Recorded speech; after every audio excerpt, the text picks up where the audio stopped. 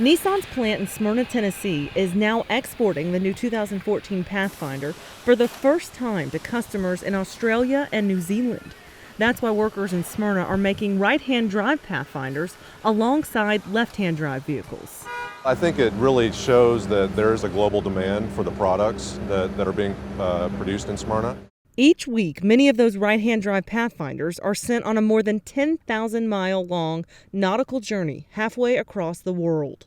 It's the furthest journey Nissan exports have ever made from the United States, and the first time the company has exported from the U.S. to Australia and New Zealand. I think the styling, the features that it has really are something that's attractive and that people are wanting. This also marks the company's first time to ever export right-hand drive vehicles from the U.S. This first shipment going out of Smyrna was delivered to the port of Savannah by 112 trucks.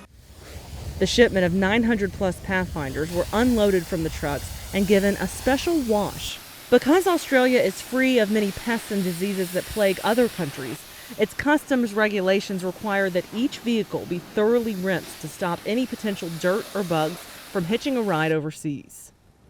Then all of the cleaned Pathfinders set sail in a containment area on board a massive ship. The vessel is large enough to carry 8,000 vehicles.